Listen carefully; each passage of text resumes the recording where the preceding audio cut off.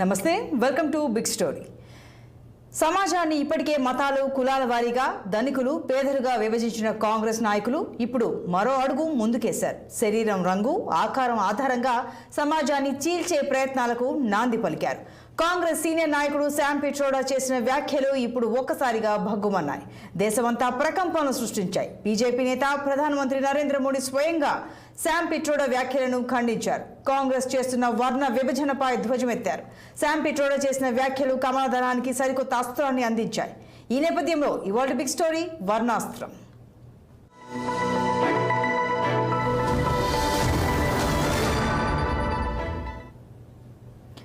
Congress party senior నేత Indian overseas Congress chairman Sam Pitroda చేసిన వ్యాఖ్యలు దేశంలో చిచ్చురేపాయి. ఆయన మరోసారి నోరు జారి వివాదంలో చిక్కుకున్నారు.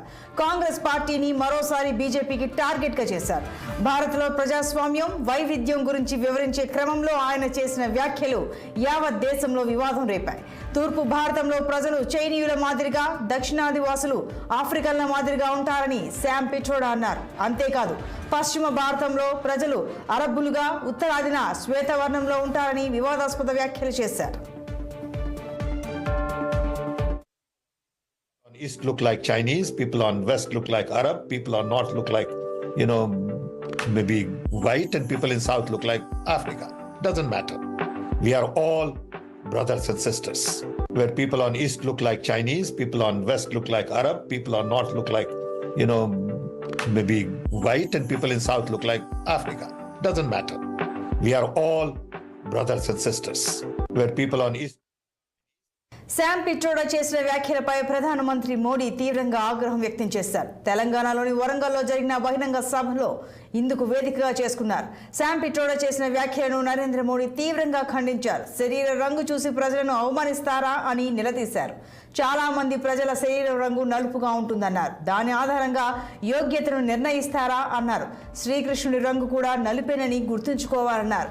శరీరం రంగు ఆధారంగా ప్రజలను అవమానిస్తే సహించేది లేదని హెచ్చరించారు. ఇలాంటి వ్యాఖ్యలు దేశ ఐక్యతకు భంగం కలిగిస్తాయన్నారు.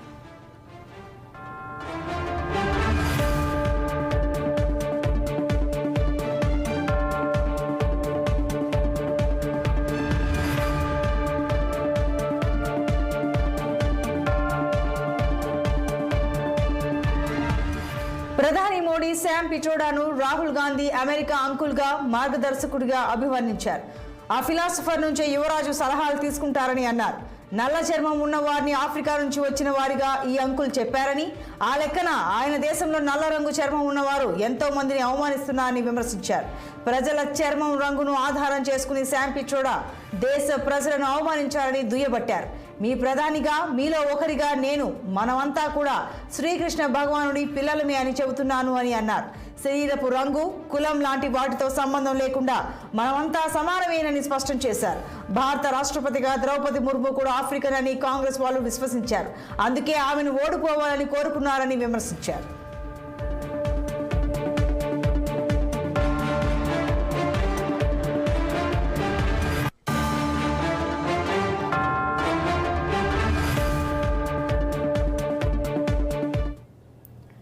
ఒక వ్యక్తి ప్రతిభను వారి చర్మపు రంగు ఆధారంగా నిర్ణయించగలమా అని ప్రధాని ప్రశ్నించారు. తనను తిట్టినా తనకు కోపం రాదని, యువరాజు మార్గదర్శకుడు మాత్రం ప్రజలను అవమానించారని, అందుకే తాను కోపంతో రగిలిపోతున్నానని మోడీ అన్నారు. రాజ్యాంగం గురించి కేకలు వేసే వాళ్ళు భారత ప్రజలనే అవమానిస్తున్నారని విమర్శించారు. 2014లో దళితుడైన రామ్నాథ్ కోవింద్ను, 2019లో గిరిజన మహిళ అయిన ద్రౌపది ముర్మును బీజేపీ రాష్ట్రపతిగా చేయడాన్ని ప్రస్తావించారు. మొత్తం మీద కాంగ్రెస్ నాయకుడు శామ్ పిట్రోడా చేసిన వ్యాఖ్యలు చివరకు कांग्रेस पार्टी के यसरु पेट्टेगा माराई।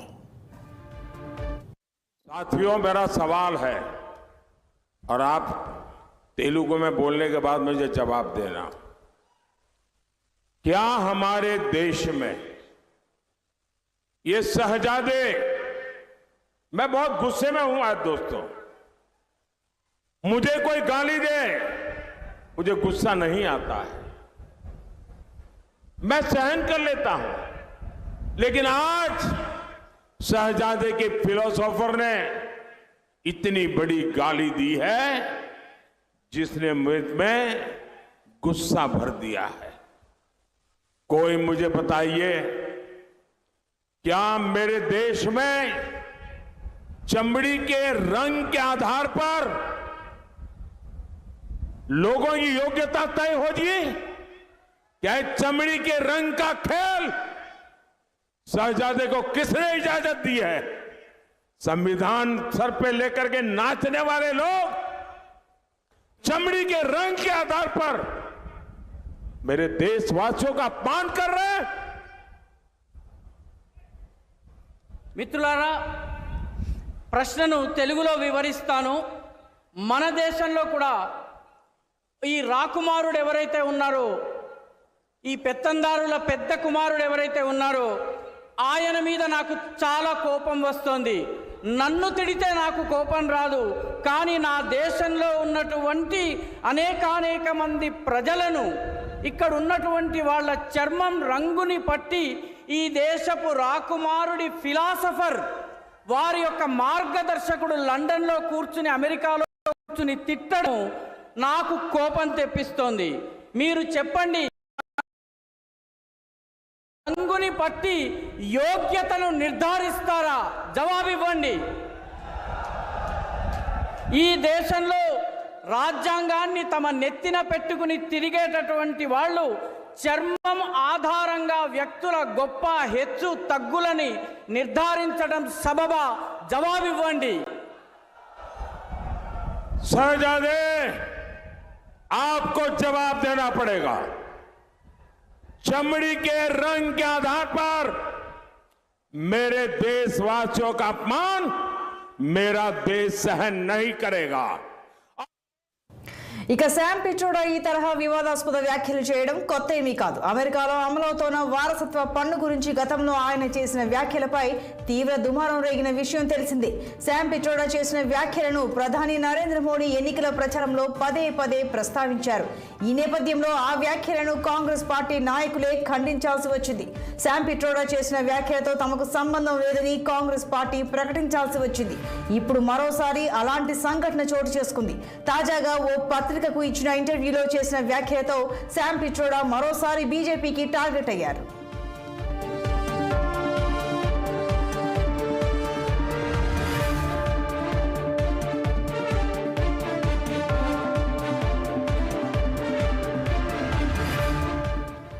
శామ్ పిట్రోడా చేసిన వ్యాఖ్యలపై కాంగ్రెస్ పార్టీనే అభ్యంతరం వ్యక్తం చేసింది. దేశ వైవిధ్యం గురించి పిట్రోడా సారూప్యత చాలా తప్పు, ఇది ఆమోదయోగ్యం కాదు, దీన్ని భారత జాతీయ కాంగ్రెస్ తీవ్రంగా ఖండిస్తుంది. అవి అతని వ్యక్తిగత వ్యాఖ్యలు, పార్టీతో ఎటువంటి సంబంధం లేదని కాంగ్రెస్ సీనియర్ నేత జయరాం రమేష్ ప్రకటించారు. కాంగ్రెస్ పార్టీ అధిష్టానంలో భాగమైన ప్రియాంక వాద్రా మాత్రం శామ్ పిట్రోడా వ్యాఖ్యలను తేలిగ్గానే తీసుకున్నారు. వాటి సంగతి పక్కన పెట్టండి, దేశ సమస్యలపై ప్రధానమంత్రి స్పందించాలి అంటూ డిమాండ్ చేశారు. ఇండీ కూటమి నాయకులెవరూ కూడా శామ్ పిట్రోడా వ్యాఖ్యలను సమర్థించబోరని ఆమ్ ఆద్మీ పార్టీ స్పష్టం చేసింది.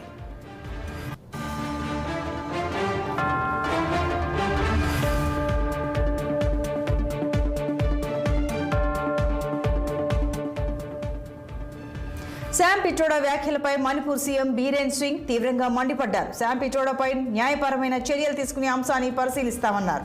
కాంగ్రెస్ పార్టీ విభజన రాజకీయాలు చేస్తోందని విమర్శించారు. అస్సోం సీఎం హిమంత బిశ్వ శర్మ కూడా శామ్ పిట్రోడాపై ఆగ్రహం వ్యక్తం చేశారు. చూసేందుకు విభిన్నంగా కనిపిస్తున్నప్పటికీ మనమంతా ఒకటేనని వ్యాఖ్యానించారు. నటి కంగనా రనౌత్ సైతం ఇవి జాతీయ అహంకార వ్యాఖ్యలని ఆగ్రహం వ్యక్తం చేశారు. పలువురు కేంద్ర మంత్రులు శామ్ పిట్రోడా వ్యాఖ్యలను తీవ్రంగా ఖండించారు. శ్రీరాముడు కూడా నల్లగానే ఉంటాడని, అందుకే కాంగ్రెస్ అయోధ్య రామాలయం ప్రాణ ప్రతిష్ఠ కార్యక్రమానికి హాజరు కాలేదని మరి కొందరు నాయకులు ప్రశ్నించారు.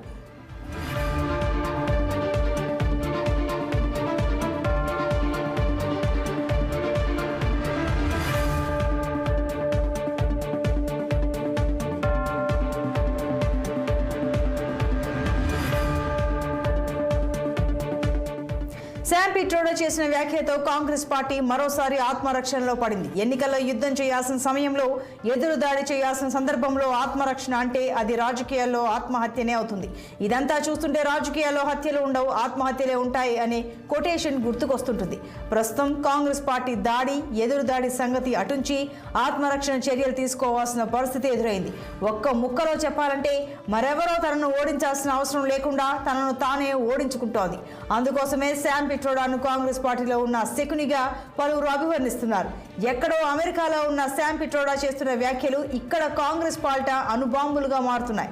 యుద్ధాల్లో ఒక్కసారి సైన్యం సొంత దళాలపైనే దాడి చేసే సందర్భాలుంటాయి. ఇప్పుడు కాంగ్రెస్ లో జరుగుతోంది కూడా అదే. కాంగ్రెస్ నేతలే కాంగ్రెస్ పై బాంబులు వేస్తున్నారు.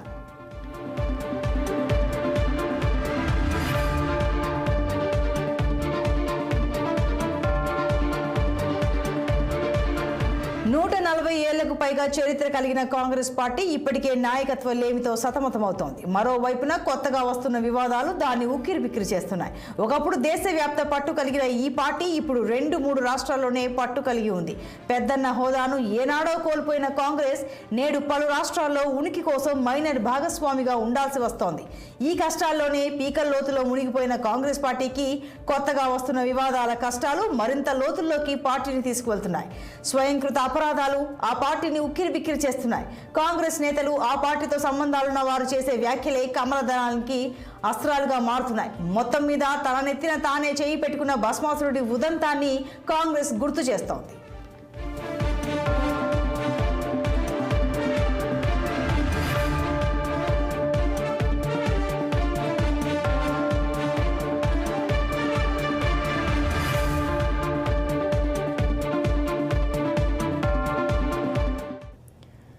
శామ్ పిట్రోడా అలియాస్ సత్యనారాయణ్ గంగారాం పిట్రోడా చేసిన వ్యాఖ్యలతో కాంగ్రెస్ మరిన్ని చిక్కులు ఎదుర్కొంటోంది. కాంగ్రెస్ పార్టీ కొంపను కొల్లేరు చేస్తున్న శామ్ పిట్రోడా అల్లాటప్ప సాధారణ వ్యక్తి ఏమీ కాదు. ఇండియన్ ఓవర్సీస్ కాంగ్రెస్ కు చైర్మన్ కూడా. ఒడిశాలో జన్మించిన శామ్ పిట్రోడా గొప్ప ఆవిష్కర్త కూడా. ప్రముఖ పారిశ్రామికవేత్త, మన దేశానికి జాతీయ నాలెడ్జ్ కమిషన్ అధ్యక్షుడిగా కూడా పనిచేశారు. అంతేకాదు దేశంలో ప్రసార సాధనాల విప్లవానికి అధ్యక్షుడిగా కూడా పేరొందారు. దేశంలో కమ్యూనికేషన్ రంగాన్ని బాగా ప్రభావితం చేసిన వ్యక్తి. అలాంటి వ్యక్తి తాజాగా చేసిన వ్యాఖ్యలు దేశంలో చిచ్చు పెట్టాయి. సాధారణ ప్రజానీకాన్ని భయపెట్టాయి. కమల దళానికి ఊహించని అస్త్రాలుగా మారాయి.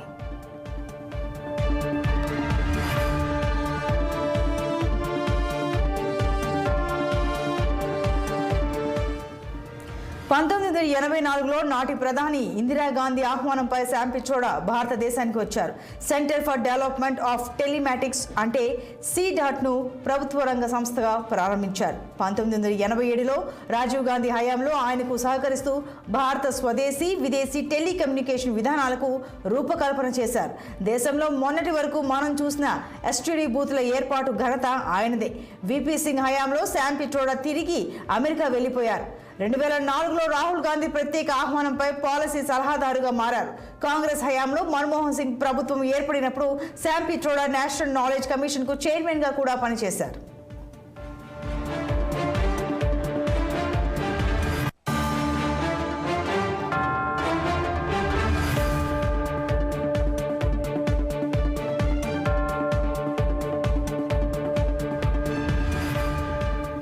కాంగ్రెస్ పార్టీతో మరీ ముఖ్యంగా రాహుల్ గాంధీతో శామ్ పిట్రోడాకు ఉన్న అనుబంధమే ఇప్పుడు కాంగ్రెస్ పార్టీకి బాగా ఇబ్బందికరంగా మారింది.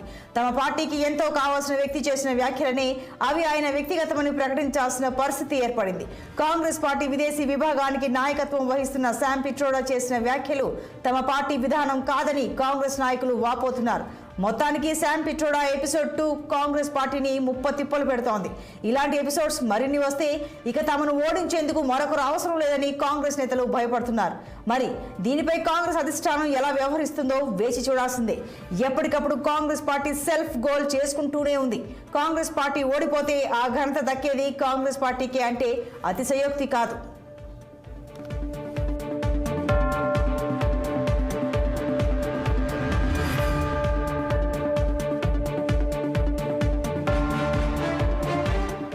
శామ్ పిట్రోడా ఈ తరహా వివాదాస్పద వ్యాఖ్యలు గతంలో కూడా చేశారు. 2023 జూన్లో అయోధ్యలో రామ మందిరం ప్రారంభానికి ముందు కూడా శామ్ పిట్రోడా నోరు జారారు. భారతదేశ ఆర్థిక సామాజిక సమస్యలను ఆలయాలు పరిష్కరించలేవంటూ వ్యాఖ్యానించారు. దీనిపై కూడా అప్పట్లో తీవ్ర స్థాయిలో విమర్శలు వచ్చాయి. అంతకంటే ముందు 2019లో కూడా ఇలాంటి వ్యాఖ్యలనే శామ్ పిట్రోడా చేశారు.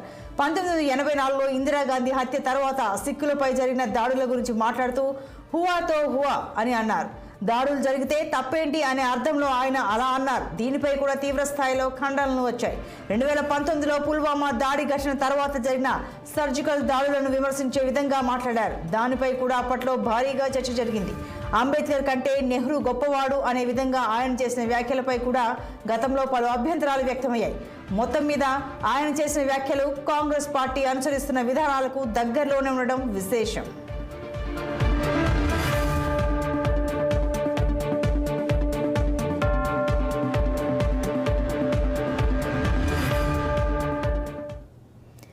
ఇది ఇవాల్టి బిగ్ స్టోరీ. మరో ఎపిసోడ్లో మళ్ళీ కలుద్దాం. Keep watching 6 TV. సామాన్యుడి ఆరో ప్రాణం.